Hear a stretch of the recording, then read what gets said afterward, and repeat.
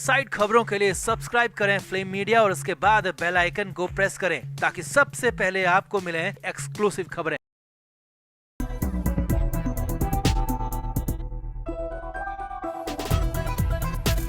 महाराष्ट्र को नया मुख्यमंत्री मिल चुका है। शासन से लेकर प्रशासन तक में कई बदलाव हो चुके हैं और आगे भी होते रहेंगे। एकनाथ शिंदे बीजेपी के सपोर्ट से मुख्यमंत्री की कुर्सी पर बैठ चुके हैं और इसके साथ ही शिवसेना किसकी होगी ये भी बड़ा सवाल बनकर सामने आया है। मेजोरिटी के हिसाब से शिवसेना अब एकनाथ शिंदे की होगी या फिर बाला साहब ठाकरे के वंशजों की। ये नई बहस अब महाराष्ट्र में छिड़ चुकी है और इन्हीं सब के बीच शिवसेना के राज्यसभा सांसद संजय राउत ईडी दफ्तर पहुंचे और ईडी टीम के तीखे सवालों का सामना किया। शुरुआत में बेहद कॉन्फिडेंट दिख रहे राउत कई सवालों के जवाब दे ही नहीं पाए और पत्नी वर्षा राउत से जुड़े सवाल पर तो संजय राउत कुछ बोल ही नहीं पाए।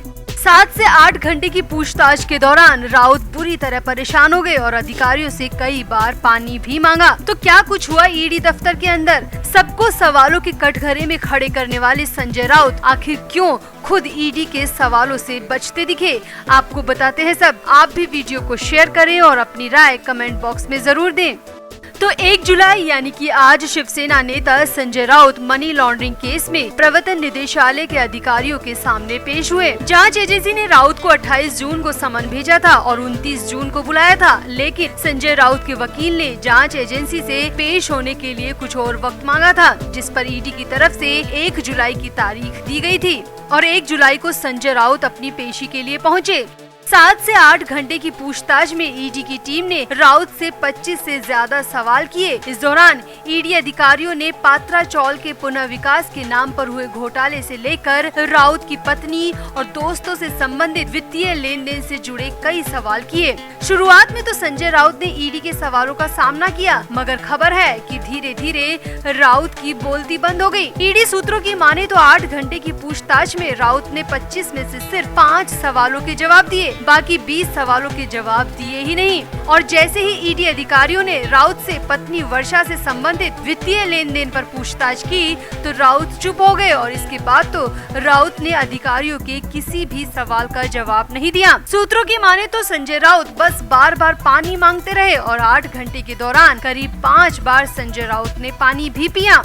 यहाँ आपको बता दें, ईडी संजय राउत की पत्नी वर्षा राउत का बयान दिसंबर 2021 में दर्ज कर चुकी है। राउत की पत्नी वर्षा राउत 1034 करोड़ घोटाले के मामले में गिरफ्तार पीएमएलए आरोपी प्रवीण राउत की पत्नी माधुरी की पार्टनर रह चुकी है। दोनों की पार्टनरशिप सिद्धांत सिस्कोन प्राइवेट लिमिटेड कंपनी में थी। इसी सिद्धांत सिस्कोन प्राइवेट लिमिटेड कंपनी से 55 लाख रुपए माधुरी राउत ने संजय राउत की पत्नी को बिना ब्याज के लोन के तौर पर दिए थे, जिससे संजय राउत की पत्नी ने दादर में एक फ्लैट खरीदा था, जो कि फिलहाल ईडी ने सीज कर रखा है। अब ईडी का पहला सवाल यही था कि क्या आप प्रवीण राउत को जानते हैं, जिस पर संजय राउत ने हाँ में जवाब दिया, क्योंकि मना करने की कोई वजह ही नहीं थी। ईडी के पास ऐसे कई सबूत हैं जिससे साफ है कि संजय राउत और प्रवीण राउत के पर्सनल और प्रोफेशनल दोनों तरह के रिश्ते रहे हैं।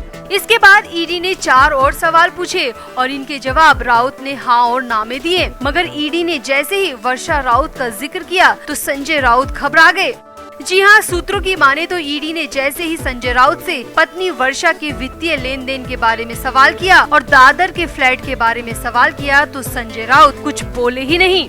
सूत्रों की माने तो इसके बाद राउत ने ईडी के एक भी सवाल का जवाब नहीं दिया और बस बार बार पानी पीते रहे। वैसे आपको यहाँ पर बता दें कि आखिर पात्रा चौल केस है क्या। तो संजय राउत के करीबी कहे जाने वाले प्रवीण राउत गुरु आशीष कंस्ट्रक्शन नाम की एक कंपनी के निदेशक थे, जो कि हाउसिंग डेवलपमेंट कंपनी HDIL की एक सहायक कंपनी थी। गुरु आशीष कंस्ट्रक्शन ने म्हाडा के साथ गोरेगांव में पात्रा चौल में लैंड पार्सल के पुनर्विकास के लिए डील की थी, जिसके तहत गुरु आशीष कंस्ट्रक्शन को 3000 से ज्यादा फ्लैट्स का निर्माण करना था। इनमें से करीब 672 फ्लैट पात्रा चौल में रहने वाले लोगों को मिलने थे, जबकि बाकी फ्लैट म्हाडा और गुरु आशीष के पास जाने थे।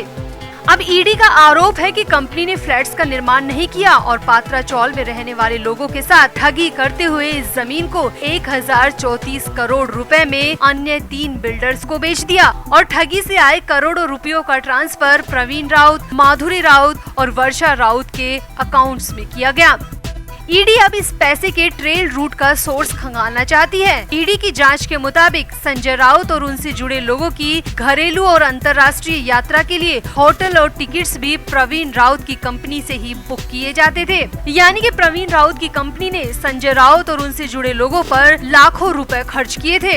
ईडी ने कार्रवाई करते हुए पीएमएलए एक्ट में प्रवीण राउत की कई प्रॉपर्टी सीज कर रखी है, जिसमें संजय राउत का दादर का फ्लैट भी सीज हो चुका है। और अब ईडी इसी केस की जांच कर तह तक जाना चाहती है और गरीब लोगों के साथ जो अन्याय हुआ है उसका पता लगाना चाहती है। पात्रा चौल के करीब 672 परिवारों को घर का सपना दिखाकर जो ठगी की गई, उन ठगों को ईडी जेल में डालकर इंसाफ करवाना चाहती है। और इसी कड़ी में संजय राउत और उनकी पत्नी वर्षा राउत का नाम भी शामिल है। तो अब देखना होगा कि ईडी संजय राउत के जवाबों से कितनी सेटिस्फाई होती है और ईडी का अगला एक्शन क्या होगा, ये भी देखना होगा। तो आप भी संजय राउत से हुई पूछताछ पर अपनी राय जरूर दें और ईडी की कार्रवाई पर भी कमेंट जरूर करें और वीडियो को भी शेयर करें।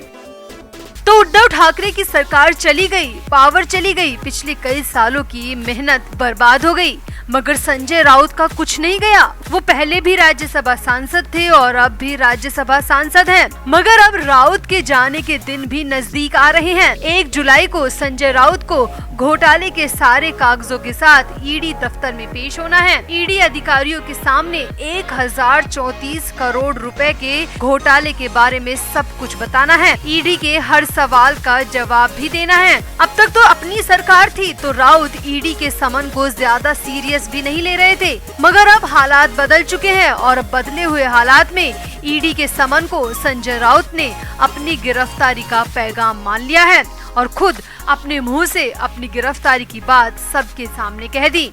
तो संजय राउत ठाकरे के इस्तीफे की अगली सुबह मीडिया के सामने आए और एक के बाद एक धमाकेदार बयान दे दिए। पहले तो मीडिया कर्मियों ने पूछा कि इस्तीफे के बाद अंदर का माहौल कैसा था, तो इस पर संजय राउत बोले, हमारे साथ बहुत बड़ा धोखा हुआ है, हमें अपनों ने लूटा है, हमारी पीठ पर खंजर घोंपा गया है। हम शुरू से जानते थे कि इस धोखे के पीछे असली व्यक्ति कौन है, मगर हमारे हाथ में करने के लिए कुछ भी नहीं था। राउत ने कहा कि उद्धव ठाकरे के इस्तीफे के बाद पार्टी भावुक हो गई थी। राउत ने बताया, जब उद्धव ठाकरे ने मुख्यमंत्री के तौर पर इस्तीफा दिया तो हम सब बेहद भावुक हो गए थे, सबकी आंखों से आंसू निकल पड़े। हम सभी लोग अब भी उद्धव ठाकरे पर भरोसा करते हैं, हर जाति और धर्म के लोग उनका समर्थन करते हैं। इस दौरान संजय राउत ने बागी विधायकों पर बिकने के आरोप भी लगाए। उन्होंने कहा कि आखिर इस संकट में मुझे जिम्मेदार ठहराने की वजह क्या है, मैं तो सीन में कहीं हुई नहीं, मगर सारा ठीकरा मीडिया द्वारा मुझ पर फोड़ा जा रहा है, जो कि पूरी तरह गलत है। राउत ने आगे कहा, शिवसेना से जाने वालों को कभी सीएम पद नहीं मिलेगा,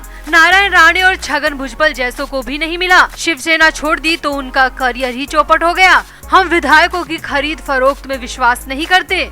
अब इसके बाद मीडिया कर्मियों ने पूछा कि ईडी के समन पर अब आप क्या करने वाले हैं, तो इस पर राउत ने बड़े तेवर में जवाब दिया और कहा, मैं 1 जुलाई को अपने समय पर प्रवर्तन निदेशालय के कार्यालय जाऊंगा और अगर गिरफ्तारी हुई तो मैं उसके लिए भी तैयार हूँ।